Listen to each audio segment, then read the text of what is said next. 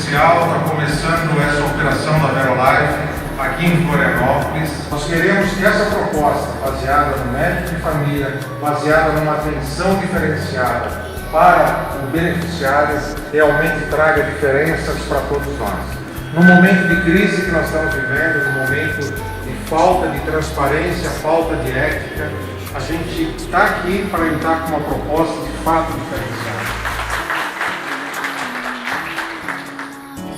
The girl from Ipanema goes walking, and when she passes, I smile, but she doesn't see.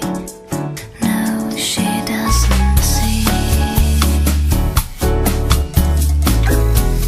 A proposta da Verolife consiste em prestar um serviço diferenciado nesse mercado, baseado na atenção primária, baseado no cuidado da saúde do beneficiário e também da empresa.